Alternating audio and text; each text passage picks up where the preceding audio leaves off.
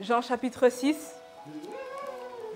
On va essayer de lire du premier verset jusqu'au verset 14. Nous avons des choses à nous dire. Voir plus grand, Jean chapitre 6. Je lis au nom de Jésus-Christ. Après cela, Jésus s'en alla de l'autre côté de la mer de Galilée, de Tibériade. Une grande foule le suivait parce qu'elle voyait les miracles qu'il opérait sur les malades. Jésus monta sur la montagne et là il s'assit avec ses disciples. Or, la Pâque était proche, la fête des Juifs. Merci. Ayant levé les yeux et voyant qu'une grande foule venait à lui, Jésus dit à Philippe, « Où achèterons-nous des pains pour que ces gens aient à manger ?» Il disait cela pour l'éprouver, car il savait ce qu'il allait faire. Philippe lui répondit, « Les pains qu'on aurait pour 200 deniers ne suffiraient pas pour que chacun en reçût un peu. » Un de ses disciples, André, frère de Simon-Pierre, lui dit, « Il y a ici un jeune garçon qui a 5 pains d'orge et 2 poissons, mais qu'est-ce que cela pour tant de gens ?» Jésus dit, « Faites-les asseoir. » Il y avait dans ce lieu beaucoup d'herbes. Ils s'assirent donc au nombre d'environ 5000 hommes. Jésus prit les pains, rendit grâce et les distribua à ceux qui étaient assis. Il leur donna de même des poissons autant qu'ils en voulurent. Lorsqu'ils furent rassasiés, il dit à ses disciples, « Ramassez les morceaux qui restent afin que rien ne se perde. » Dernier verset. J'aimerais qu'on puisse lire ensemble. 1, 2, 3. Ils les ramassèrent donc et ils remplirent 12 paniers avec les morceaux qui restèrent des 5 pains d'orge après que tous eurent mangé. Parole du Seigneur. Amen. Alléluia. Tu fais bien d'acclamer, tu fais bien d'acclamer. Est-ce qu'on peut revenir au premier verset, s'il vous plaît? Nous avons pour thème « Voir plus grand ». C'est très, très intéressant, voir plus grand. Avant d'entrer dans le texte, déjà, le thème m'a parlé, voir plus grand. C'est comme si c'était un thème qui voulait emmener quelqu'un à l'évolution. Parce que quelqu'un peut voir, mais ne peut pas voir plus grand. Dis à ton voisin, voir est une chose, mais voir plus grand en est une autre. Voir, c'est tout le monde qui peut voir, mais voir plus grand, c'est quelque chose d'autre. C'est un thème qui veut emmener quelqu'un à quitter un stade et à en atteindre un autre. J'aimerais dire à quelqu'un que ce matin, peut-être que tu voyais simplement. Mais au travers de la parole, le Seigneur veut que tu puisses voir plus grand. Peut-être que tu avais déjà des yeux pour voir. Mais cela ne suffit pas pour que tu puisses entrer dans ta destinée. Il faille que tu puisses changer de lunettes. Vous savez, celui qui veut voir plus grand doit accepter d'être bousculé au niveau de sa vue. Moi, normalement, je porte des lunettes. Celui qui est hypermétrope comme moi, pour accepter de voir plus grand, il doit accepter de porter des lunettes. Il doit accepter d'être bousculé au niveau de ses yeux. Il doit accepter d'être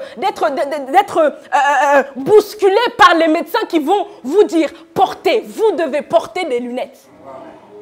Vous devez porter des lunettes.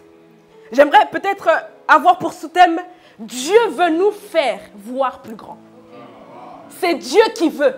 La volonté de Dieu n'est pas qu'on reste au stade de voir, mais la volonté de Dieu est qu'on puisse accéder à cette dimension de voir plus grand. C'est la volonté de Dieu que tes yeux puissent s'ouvrir. J'aime le premier verset. Après cela, Jésus s'en alla de l'autre côté de la mer de Galilée de Tibériade. Après cela, Jésus s'en alla. Et j'ai compris que Jésus est le seul homme dont la dimension d'Israël était constamment activée. Nous avons compris au travers des enseignements du Père que Jacob demeure. Mais Israël part. Israël cherche tout le temps à évoluer. Et le Christ était le seul homme, ou encore la seule personne sur la terre dont la dimension d'Israël était constamment arrivée. Jésus-Christ n'était pas de ceux qui acceptaient de rester sur place. La Bible déclare que Jésus allait de lieu en lieu faisant du bien. Jamais on n'a fait mention d'un Christ qui demeurait. Jamais on n'a fait mention d'un Christ qui restait sur place. Jamais on a fait mention d'un Christ qui acceptait de vivre la situation dont il était aujourd'hui. Il allait de lieu en lieu. Il se déplaçait. Mais j'aime parce que le Christ, lorsqu'il faisait ces choses, il voulait permettre aux disciples de voir plus grand. En fait, la dimension d'Israël en Christ voulait emmener les disciples à voir plus grand. À chaque fois que Christ se déplaçait avec ses disciples, les disciples avaient l'occasion de faire face à diverses situations pour que la vision des disciples puisse atteindre une autre dimension. Pour nous faire accéder à une autre dimension, le Christ nous fera face à diverses situations. Le Christ nous fera face à divers événements pour que nos yeux puissent s'ouvrir. Les disciples pouvaient faire face à la mort. Les disciples pouvaient faire face à la résurrection. Les disciples pouvaient faire face à la guérison. Les disciples pouvaient faire face à des situations compliquées. Tout simplement parce que le Christ avait pour but d'ouvrir les yeux des disciples. Celui qui n'accepte pas la dimension d'Israël dans le Christ refuse que ses yeux puissent s'ouvrir. Celui qui refuse la dimension d'Israël refuse tout simplement que ses yeux, que la dimension de sa vision puisse s'agrandir. Si tu veux que tes yeux puissent s'ouvrir, il faut que tu puisses accepter de vivre diverses situations. Le Christ fait traverser diverses situations aux disciples. Le Christ ne s'arrête pas à faire vivre une seule situation aux disciples parce qu'il savait qu'une seule situation ne suffisait pas pour ouvrir les yeux des disciples. Une seule situation ne suffira pas pour que tes yeux, pour que tu puisses voir plus grand. Il faut que tu puisses voir être présent là où divers miracles sont faits afin que tes yeux puissent s'ouvrir.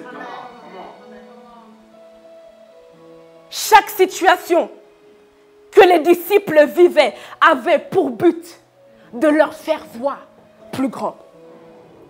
Accepte l'évolution qu'Israël t'impose, de peur que tu ne puisses jamais croire que 5 pains et 2 poissons peuvent nourrir une seule foule. Il faut que tu acceptes l'évolution que Jésus t'impose, afin que tu puisses croire un jour que 5 pains et 2 poissons suffisent. Est-ce que tu peux dire à ton voisin, 5 pains et 2 poissons suffisent? Est-ce qu'on peut descendre verset 3, s'il vous plaît? Verset 3. Jésus monta sur la montagne et là, il s'assit avec ses disciples. Jésus monta sur la montagne. Ici, Jésus avait un but ultime. Il avait la volonté de faire voir plus grand les disciples. Il avait la volonté d'ouvrir les yeux des disciples. Mais j'aime la manière dont Christ se prend pour pouvoir ouvrir les yeux des disciples. Christ était quelqu'un qui avait des méthodes. Il commence, la Bible déclare, Jésus monta sur la montagne et là, il s'assoit avec les disciples. Le Christ a conscience que ouvrir les yeux des disciples n'est pas quelque chose de simple. Le Christ a conscience que les disciples peuvent être traumatisés à l'idée que leurs yeux puissent s'ouvrir. Le Christ a conscience que le chemin où nos yeux doivent s'ouvrir peut peut-être nous traumatiser. Alors la Bible déclare qu'il s'assoit. Il s'assoit, il accepte de prendre du temps pour que toi et moi puissions comprendre que nous devons voir plus grand. En fait, Jésus-Christ, dans le processus qu'il entame, il n'est pas pressé. Il n'est pas pressé à l'idée que tu puisses arriver à la compréhension. Il sait que ce qu'il veut imposer maintenant aux disciples est peut-être plus grand qu'eux. Alors il accepte de s'asseoir. Alors il accepte de descendre à la bassesse des disciples. Alors il accepte de tout barricader, tout ce qu'il y a autour de lui pour prendre du temps pour les disciples. Il sait que la vision qu'il t'a donnée est trop grande peut-être. Il sait que l'entreprise que tu veux créer est peut-être trop grande. Alors il acceptera de s'asseoir. Il acceptera d'arrêter le temps et de s'asseoir et t'expliquer. Il acceptera de s'asseoir et de s'entretenir avec toi. Jésus est le seul qui accepte de descendre à notre bassesse. Lui était déjà arrivé par rapport à ce qu'il pensait. Mais lorsqu'il regarde les disciples, il dit, non, comme ils ne sont pas encore arrivés, alors il faut que je puisse m'asseoir. C'est vrai, Dieu veut nous emmener quelque part. C'est vrai, Dieu veut nous ouvrir les yeux. C'est vrai, Dieu veut que nous ayons une autre vision des choses par rapport à ce que nous sommes et ce que nous pouvons accomplir. Mais Dieu n'est pas pressé. Dieu ne viendra pas te bousculer. Dieu ne viendra pas faire des choses sans que tu puisses comprendre. Il acceptera de prendre du temps pour toi. Il acceptera de prendre du temps pour y dire. Quelles que soient les semaines que ça prendra, quelles que soient les années que ça prendra, il sait qu'à la finalité, nous allons comprendre que nous devons ouvrir nos yeux. La Bible ne fait pas mention des minutes que Jésus-Christ a fait avec ses disciples en étant assis.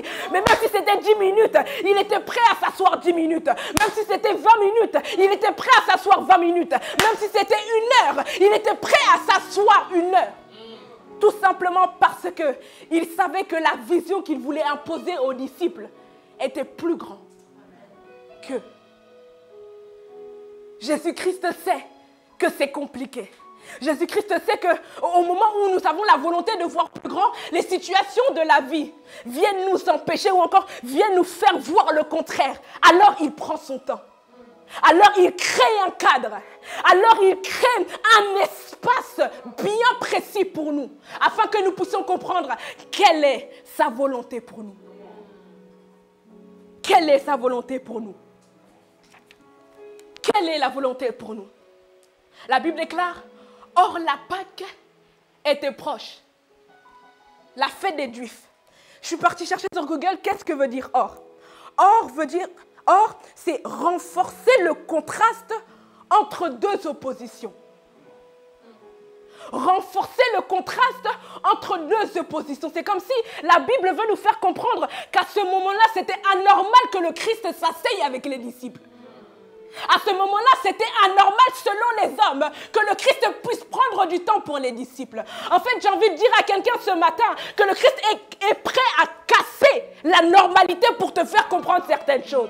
Il est prêt à casser ce qui est normalement normal aux yeux des hommes, tout simplement pour te faire entrer dans ta destinée. Les hommes peuvent peut-être dire, mais ce n'est pas le moment que tu puisses faire ça pour les disciples. Mais le Christ accepte de marcher à contre-courant de ce que le monde ou la société impose. Pour toi, le Christ est prêt à marcher à contre-courant pour que tu puisses comprendre quelle est sa volonté pour toi. Il est capable de prendre un temps dans le temps. Il est capable de prendre un temps dans le temps, tout simplement pour te faire comprendre que tu dois voir, que nous devons voir plus grand. Mais comment se fait-il que la Pâque arrive au lieu de se préparer pour la Pâque? Le Christ dit non, je ne vais pas me préparer pour la Pâque, je vais d'abord prendre le temps pour mes disciples. Ce qui est anormal pour les hommes, Dieu est capable de le transformer en normal, tout simplement parce qu'il veut que Raouia puisse comprendre. Les hommes diront peut-être, mais Jésus, tu es trop patient avec eux. Jésus, tu es trop patient avec eux. Tu leur laisses trop de temps pour comprendre. Mais la Bible déclare or. Il n'a pas regardé au temps que les hommes avaient délimité pour lui. Il a dit, je prendrai le temps dans le temps pour pouvoir parler de ma volonté à ceux que j'aime. C'est ma volonté que je veux transmettre. Alors je prendrai certainement un temps pour faire comprendre aux enfants de Ridi quelle est ma volonté. Normalement, ils étaient peut-être, tous ceux qui étaient autour de Christ à ce moment-là, ils étaient peut-être en train de se préparer pour la Pâque. Ils étaient peut-être en train d'être, entre guillemets, distraits par rapport à ce que le Christ était en train de faire. Mais le Christ ne s'arrête pas pour pouvoir marcher dans un même sens avec les hommes. Il ne s'arrête pas pour marcher à un même sens avec l'humain.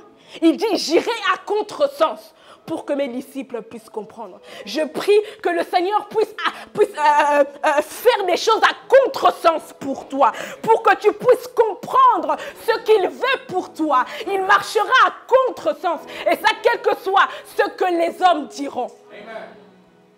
Quel que soit ce que les hommes auront planifié, quel que soit ce que les hommes auront établi. Si Jésus-Christ veut faire quelque chose dans ta vie, il le fera. Si Jésus-Christ veut ouvrir ton œil par rapport à ta vision, alors il le fera. Or, est-ce qu'on peut descendre, s'il vous plaît? La Bible déclare, ayant levé les yeux et voyant qu'une grande foule venait à lui, Jésus dit à Philippe, j'aime ici parce que la première personne qui voit et qui voit grand, c'est Christ lui-même. La première personne qui a des yeux pour voir et pour voir grand, c'est Christ lui-même. C'est comme si voir grand n'est pas dans l'ADN de l'homme. Voir grand n'est pas dans le sang de l'humain, mais c'est à partir du moment où l'homme se connecte à Dieu, c'est alors que sa vision peut changer. Parce qu'ici, on parle de Dieu qui voit en premier. Lorsque Christ voit, on ne mentionne pas que les disciples voient aussi. La première personne qui voit et qui voit grand, c'est Christ d'abord. Et à chaque fois que Christ rencontre un homme, il lui permet d'entrer dans une saison où il peut aussi voir grand. Lorsque Christ a les yeux ouverts, nous avons peut-être les yeux fermés. Mais à partir du moment où il vient impacter nos vies, alors nous entrons dans une saison où nous voyons plus grand. Où nous n'avons plus une vision humaine, mais nous avons maintenant la vision de Christ. Voilà pourquoi on peut dans certaines saisons nous voir comme des fous. Parce que nous avons été maintenant impactés par celui qui a vu en premier. Est-ce que tu peux dire avec moi, Christ a vu en premier. Christ a précédé ma vision. Voilà pourquoi je ne peux pas m'enorgueillir, moi, Joseph. Parce que c'est Christ, c'est les yeux de Christ qui ont d'abord vu. J'ai peut-être une vision d'être grand. J'ai peut-être une vision d'être gouverneur. J'ai peut-être une vision d'être entrepreneur. Mais avant que je puisse avoir cette vision, la Bible déclare que, ayant levé les yeux, Jésus vit. De moi-même, je ne peux avoir une grande vision. De moi-même, moi, Joseph, je ne peux avoir une grande vision. De moi-même, moi, Isabelle, je ne peux avoir une grande vision. Si je peux accéder à cette dimension où je peux voir plus grand, c'est parce que Jésus-Christ a vu en premier.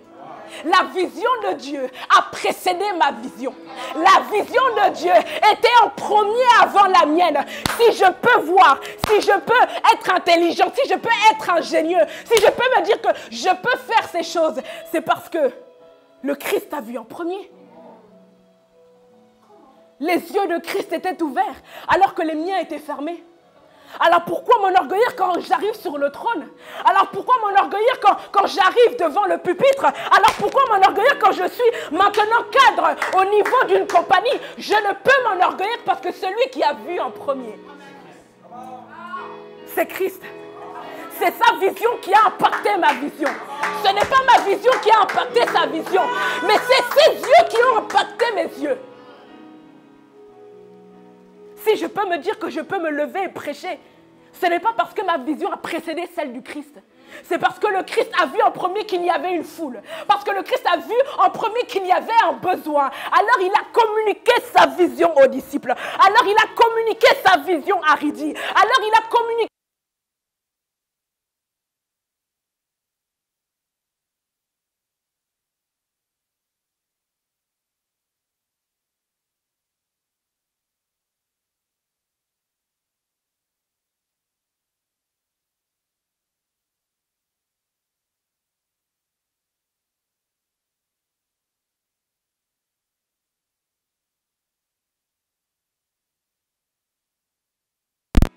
C'était Christ. Philippe, il peut voir grand. Philippe peut commencer à être un génie. Parce que le Christ avait les yeux ouverts. Joseph peut devenir gouverneur. Joseph peut devenir celui qui vient après Pharaon. Mais Joseph ne peut pas oublier qu'au début de l'histoire, c'était Christ qui avait la vision. C'était Jésus-Christ qui lui a donné le rêve.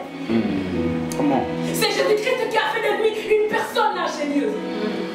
Ce n'est pas de nous-mêmes que nous devenons visionnaires. Ce n'est pas de nous-mêmes que nous devenons grands au niveau de nos idées, au niveau de notre ingéniosité. Parce que c'est Jésus qui a vu le besoin. Et il nous a placés là où il y avait le besoin. Amen. Amen. Il nous a placés là où il y avait le besoin. Jésus dit à Philippe, où achèterons-nous des pains pour que ces gens aient à manger? Où achèterons-nous du pain pour que ces gens aient à manger? Nous avons dit au début de la prédication que le Christ veut emmener les disciples à voir plus grand. Mais j'aime la manière dont le Christ s'y prend. Il ne dit pas où achèterez-vous du pain. Il dit où achèterons-nous du pain. C'est comme si le Christ est en train de s'introduire, en train de s'intégrer dans la vision qu'il veut donner à ses disciples. Il dit je vous impose de voir plus grand. Mais dans cette imposition, je suis avec vous. Il dit où achèterons-nous du pain. En fait, le Christ, lorsqu'il pose cette question, il est en train de donner la réponse aux disciples. Il dit où achèterons-nous? Et normalement, si moi je suis à l'intérieur, en réalité le pain est là pour la vie. Moi je suis à l'intérieur. En réalité, nous avons souvent nous sommes liés, mais je suis le pain. Lorsque Dieu nous impose à voir plus grand, il n'est pas très loin. Lorsque Dieu nous impose à voir plus grand, à oser dans la vie, il n'est pas très loin. Lorsque Dieu nous impose à ouvrir nos yeux concernant ce que nous sommes, il n'est pas très loin. Il est à l'intérieur. Est-ce que quelqu'un peut dire il est à l'intérieur? Il est à l'intérieur. Il nous impose de croire que demain on peut devenir une méga church, mais il ne dit pas où acheterez-vous du pain. Il dit nous sommes ensemble. C'est comme si le Christ veut rassurer les disciples. Il leur dit je vous impose quelque chose de grand. Parce que moi-même le grand je suis dans la chambre. Je vous impose quelque chose de géant. Moi-même le géant je suis dans la chambre. Je vous impose quelque chose de glorieux. Parce que moi-même le prince de gloire, je suis à l'intérieur. Jésus-Christ n'est jamais loin. Lorsqu'il donne la vision à Joseph, il n'abandonne pas Joseph. Lorsqu'il donne la vision à Joseph, la Bible ne fait pas mention que du fait que le Saint-Esprit était, Dieu n'était pas avec Joseph. À chaque fois que Dieu veut ouvrir nos yeux, à chaque fois que Dieu veut augmenter notre vision par rapport aux choses de la vie, il ne nous laisse pas. Il ne nous laisse pas. Il sait que ces choses peuvent nous traumatiser. Il sait qu'il a conscience que ce chemin peut être traumatisant pour nous. Alors il s'ingère. Il dit, qu'est-ce que je puisse rentrer d'abord? Parce que si moi je suis à l'intérieur, alors certainement vos yeux vont s'ouvrir. Si moi le pain par excellence, je suis à l'intérieur, alors certainement vous arriverez au bout de ce que je veux pour vous. Pourquoi la Bible fait autant mention du fait que Dieu était avec Joseph? Parce que lorsqu'il donne le rêve à Joseph, il n'abandonne pas Joseph. Lorsque Dieu te donne une vision, il ne te la donne pas pour te dire que tu es seul dans la vision. Lorsque Dieu te donne un projet, lorsqu'il te le donne, ça ne veut pas dire que tu restes le seul conducteur du bateau. Il est dans la barque. Il est dans le bateau. Il est dans le TGV. Et voilà pourquoi, quelles que soient les situations qu'il y a autour, à la finalité, nous sommes obligés de voir plus grand. Alléluia. Je suis obligé de voir plus grand. Je suis obligé de voir plus grand. Parce que ma vision s'augmente, non pas parce que je suis seul, non pas parce que Dieu m'a donné un rêve, mais parce qu'au-delà qu'il m'ait donné un rêve, lui-même est dedans. Lui-même est dans l'histoire. Lui-même s'est intégré. Mais je me suis posé la question, comment se fait-il que les disciples n'ont pas compris que le Christ s'était intégré lui-même? Le problème, c'est que lorsque Dieu nous demande d'ouvrir nos yeux, de voir plus grand, nous le disons, c'est par nos propres forces. Nous disons, c'est nous-mêmes qui devons ouvrir nos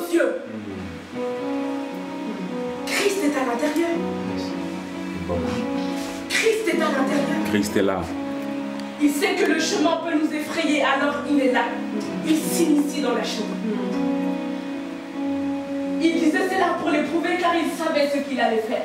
Est-ce qu'on veut les autres, s'il vous plaît? Philippe lui répondit, les pains qu'on aurait pour 200 deniers ne suffiraient pas pour que chacun en reçût un peu. Un de ses disciples, André, frère de Simon-Pierre, lui dit, il y a ici un jeune garçon qui a 5 pains d'orge et 2 poissons. Mais qu'est-ce que c'est là pour tant de gens? Jésus dit, faites-les asseoir. Il y avait dans ce lieu beaucoup d'herbes. Ils s'assirent donc au nombre d'environ 5000 hommes. Est-ce qu'on peut continuer? Non, c'est déjà fait. Jésus prit les pains. C'est intéressant. Parce que le Christ veut emmener les disciples à voir plus grand. Mais Christ utilise une manière bizarre. Est-ce que tu peux dire avec moi bizarre? Bizarre. Ok. Lorsque le Christ demande la solution auprès des disciples, on remarque qu'il y a deux propositions qui sont faites par les disciples. D'un côté, les 200 deniers de Philippe, et de l'autre côté, les 5 pains et les 2 poissons. Ça, c'est bien. Mais ce qui m'interroge, c'est que ce qui me plaît dans ce passage, c'est que Christ utilise la manière la plus faillible pour ouvrir les yeux des disciples. Oh mon Dieu. Il y avait d'un côté 200 deniers Comment? et de l'autre côté que 5 pains et 2 poissons. Mais la Bible déclare que Jésus préfère prendre les 5 pains et les 2 poissons. J'ai fait une recherche. Un denier, c'est égal à une dizaine. Et la Bible déclare que Philippe avait 200 deniers.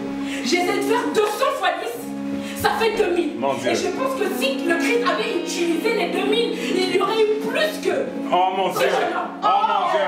Mais pour ouvrir les yeux des disciples, il faut que Christ puisse utiliser l'option qui est la plus basse, l'option qui est la plus infaillible, l'option qui est la plus insignifiante pour faire comprendre aux disciples qu'on peut partir de zéro et multiplier les choses. On peut partir de zéro et faire nourrir tout du fou. On peut partir de zéro et donner ce que la foule a besoin. Oh mon Dieu. Pourquoi le Christ préfère-t-il prendre les pains? Pourquoi le Christ préfère-t-il prendre la solution qui semble sans valeur? Malade. Tout simplement parce qu'il veut changer la vision des disciples. Tout simplement pour faire comprendre que même si l'option que je choisis équivaut à zéro, de zéro je peux faire nourrir toute une foule. Pour nous faire accéder à une vision plus grande. Oh mon Dieu. Le Seigneur utilisera toujours ce qui est le plus faible. Arrêtons de nous attendre à ce que Dieu utilise le boom. Il va utiliser quelque chose qui n'a pas d'importance, tout simplement pour nous faire comprendre que du néant, il est capable de le ramasser et de multiplier les choses afin que la foule puisse manger. Que la foule puisse manger. La solution la plus rapide était peut-être de prendre les 200 deniers de Philippe. Il y aurait peut-être une rapidité dans la multiplication. Et peut-être que les disciples n'auraient pas considéré le miracle au même niveau. Ils n'auraient pas considéré le miracle à la même valeur. Il fait que Christ prenne zéro. Il fait que Christ prenne quelque chose qui ne n'existe pas. Il fait que Christ prenne quelque chose dont suscite en nous des questionnements. Regardez, très intéressant. Très intéressant. Première option, est-ce que quelqu'un peut dire avec moi première option? La Bible déclare, Philippe lui dit, les pains qu'on aurait pour 200 deniers ne suffiraient pas pour que chacun en reçoive un peu. Mais la deuxième option, la Bible déclare, il y a ici un jeune homme qui a 5 pains d'orge et 2 poissons. Et la Bible met 2 points. Mais qu'est-ce que cela pour tant de gens? C'est comme si le Christ aime utiliser des situations que nous ne maîtrisons pas pour ouvrir nos yeux. Il aime utiliser des situations qui nous dépassent, des situations qui suscitent des questionnements en nous, tout simplement pour que nos yeux puissent s'ouvrir concernant la grandeur de notre Dieu. La première option ne suscite pas de questionnement. La première option a déjà sa conclusion. Insuffisance. Mais la deuxième question la deuxième option emmène au questionnement. Et Dieu se plaît. Et Dieu se plaît. Est-ce que quelqu'un peut dire avec moi, Dieu se plaît? Dieu se plaît à utiliser des options qui nous suscitent en nous des questionnements. Tout simplement pour faire comprendre à Ridi que même lorsque vous vous posez des questions, je suis capable de changer 70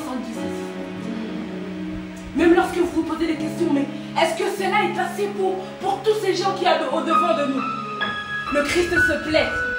Là où nous sommes inconfortables, là où nous sommes limités, là où nous sommes enchaînés, là où nous posons des questions, là où nous disons où est-ce que nous allons? Qu'est-ce qui se passe au-devant de nous? Pourquoi sommes-nous restés comme ça? Pourquoi sommes-nous dans cette situation? Il aime lorsqu'on se pose des questions. Il aime lorsqu'on ne maîtrise pas. Il aime lorsqu'on va chercher. Il aime lorsqu'on dit Seigneur, tu es où? Seigneur, qu'est-ce que tu vas faire? Seigneur, nous sommes dans les ténèbres. Seigneur, nous sommes dans les noirs. Mais qu'est-ce que tu peux faire en cet instant T? Il se plaît là où on se pose des questions. Tout simplement pour nous faire comprendre qu'il est au-dessus de nos doutes, au-dessus de nos questionnements, au-dessus de nos incapacités. À ce moment-là, les disciples étaient incapables, même avec les propositions qu'ils étaient en train de donner au Christ. Mais le Christ ne s'est plus dans le fait qu'ils étaient limités. Je suis limité, mais toi tu es illimité. Nous sommes peut-être limités, mais nous sommes attachés au Dieu des illimités. Ridi est attaché au Dieu des illimités. Je veux dire que je suis attaché au Dieu des illimités. Si j'étais illimité, alors je n'aurais pas besoin de Christ. Mais comme je suis limité, alors je m'accroche à celui qui est capable de donner des solutions illimitées. Qu'est-ce que cela? Pour tant de gens. Ce qui est petit peut devenir grand. Ce qui est moindre peut devenir beaucoup. Christ l'a fait. Ce qui est zéro peut devenir une nourriture pour 5000 hommes. Est-ce que vous voyez la grandeur du miracle? Est-ce que tu peux acclamer pour Jésus-Christ?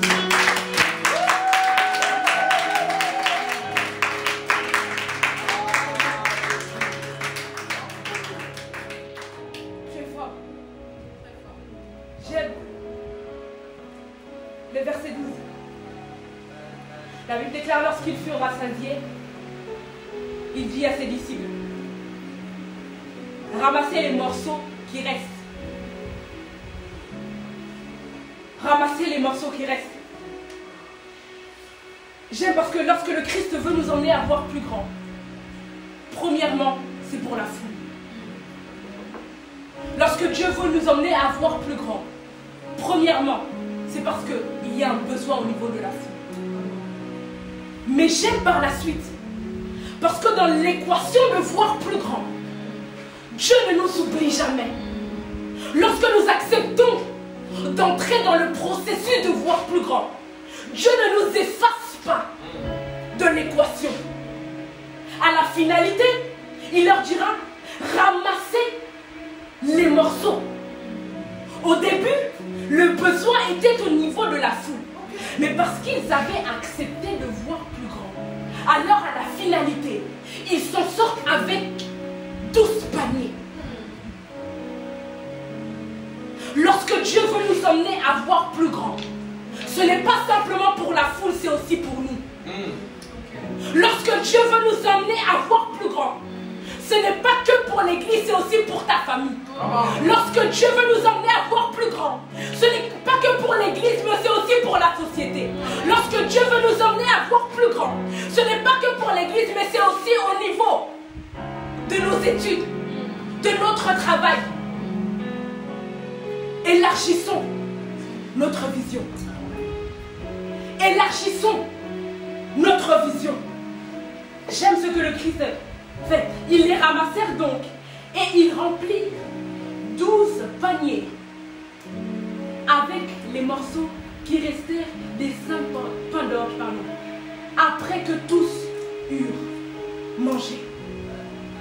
Lorsque le Christ veut nous emmener à voir plus grand, il nous permet d'assurer notre lendemain. Celui qui voit plus grand n'est pas un gaspilleur, mais un économiste. Celui qui voit plus grand n'est pas quelqu'un qui gaspille. Parce que la Bible ne fait pas mention de morceaux de pain qui restent au sol. À chaque fois que les morceaux restent au sol, les paniers sont remplis. En fait, celui qui accepte de voir plus grand se rassure qu'à la finalité, il sort avec un panier.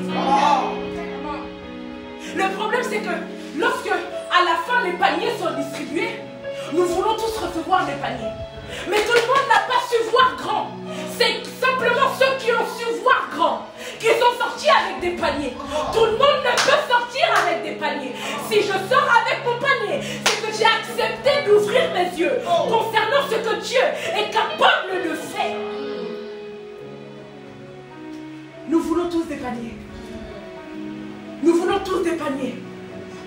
Nous voulons tous des paniers pleins de pain d'orge. Nous voulons tous marcher avec des paniers pleins. Mais qui veut accepter de voir plus haut que ses yeux, plus haut que sa tête, plus haut que ceux qui voient en face de lui? Tout le monde n'est pas appelé à sortir avec des paniers. Tout le monde n'est pas appelé à sortir avec le reste. S'il y a un reste, c'est parce qu'il y a eu au début des gens qui ont accepté de voir plus grand. S'il y a un reste, c'est parce qu'au début il y a des gens qui ont accepté de faire taire leur vision et de laisser la vision de Christ primer. Nul ne peut avoir accès au panier. Au panier. Ils les ramassèrent donc et ils remplirent 12 paniers avec les morceaux qui restèrent des 5 pains d'orge après que tous eurent mangé. Lorsqu'on parle des disciples, on compte 12 disciples. Mais j'aime parce que la Bible mentionne que les 12 ont reçu leur part. Ah, j'aimerais dire à quelqu'un que tu ne seras pas oublié. Si tu commences avec le Christ, tu ne seras pas oublié. Tout le monde aura sa part. Et je prie qu'Ariti, tout le monde ait sa part. Tout le monde ait son panier. Tout le monde ait quelque chose à ramasser à la finalité. Et j'aime parce que lorsque tout le monde ramasse son panier, nul n'a la vision sur l'autre panier. Parce que tout le monde est égaux, alors personne ne regarde le panier de l'autre. Tout le monde a son panier, alors personne ne peut regarder le panier de l'autre. Si j'ai mon panier, Séjou a son panier, Séjou ne viendra pas regarder mon panier parce qu'elle a son panier. Je prie que tout le monde ait son panier à Ridi, afin que la jalousie ne soit pas notre porte-à-main. Je prie que tout le monde ait son panier à Ridi, afin qu'il n'y ait pas de complexe d'infériorité. Je prie que tout le monde ait son panier, afin que lorsqu'on parle de la gloire de l'autre, lorsqu'on parle du panier de l'autre, je crains parce que toi aussi tu as déjà ton panier plein. C'est ça qu'il faut. Ton panier plein. Personne ne sera oublié. Le Christ n'oublie personne. Dans l'équation de voir grand, pardon, il ne délaisse personne. Il n'abandonne personne. J'aimerais rassurer quelqu'un, si tu as fait le choix d'accepter d'augmenter ta vision dans ces 4 mois qui nous restent, tu ne seras pas déçu. La Bible déclare que celui qui a commencé en vous cette bonne œuvre de voir plus grand, il l'emmènera jusqu'à la fin. Il le perfectionnera. Dieu est un Dieu qui finit ce qu'il commence. S'il a commencé la multiplication des pains avec toi, il la finira. Il ne te laissera pas au bout du chemin. Il ira avec toi jusqu'à la fin. La Bible déclare, verset 14, ces gens ayant vu, ces gens ayant vu, qui est ces gens? Qui sont ces gens? Qui sont ces gens? Qui sont ces gens? Il n'y avait que la foule. Les disciples. Ces gens ayant vu le miracle que Jésus avait fait. Ces gens ont maintenant une vision claire de ce que le Christ est capable de faire. j'aime la Bible. La Bible déclare au début du chapitre 6, la Bible déclare au verset 2, une grande foule le suivait parce qu'elle voyait les miracles qu'il opérait. Au début du chapitre 6, on parle que de la vision de la foule. Mais on ne parle pas de la vision des disciples. Je me suis posé la question, pourquoi on parle simplement de la vision de la foule? Les disciples n'étaient-ils pas là pour voir aussi?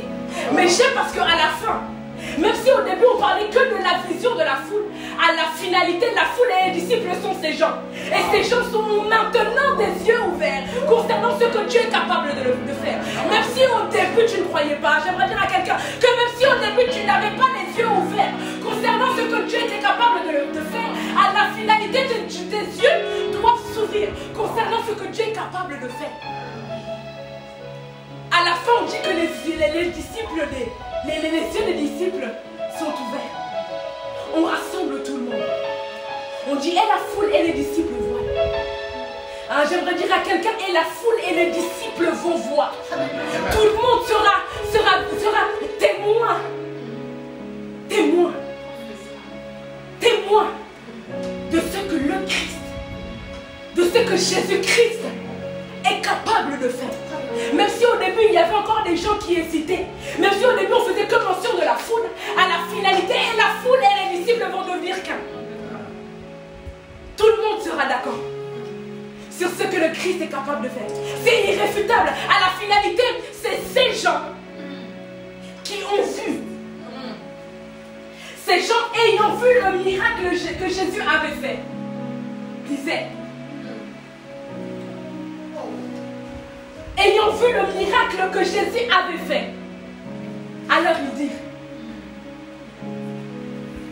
beaucoup veulent dire, mais très peu sont prêts à accepter de voir. Beaucoup veulent dire que certainement cet homme est le Fils de Dieu, mais très peu veulent accepter de traverser le couloir de voir plus grand. Parce que ce n'est pas tout le monde qui accepte de faire taire sa vision pour accepter la vision de Dieu. Mais à la finalité, nous serons obligés de dire. Nous serons obligés d'ouvrir nos bouches. Je déclare dans la vie d'une personne ce matin que tu seras obligé de dire, en ces 4 mois qui nous restent, tu ne seras pas quelqu'un qui ferme sa bouche. Mais tu dois dire parce que tu as vu. Est-ce que quelqu'un peut dire, je dirai parce que j'aurais vu? Non, je dis déjà parce que j'ai vu. Tous ceux qui ont dit ont d'abord vu. Tous ceux qui ont eu la capacité d'ouvrir leur bouche, c'est parce qu'ils ont vu. Voici l'agneau de Dieu qui ôte le péché du monde. Qu'est-ce qui a précédé le dire? C'est la vision. Tous ceux qui veulent avoir un témoignage, parler, témoigner, c'est ceux qui acceptent de voir grand. Eh bien que le Seigneur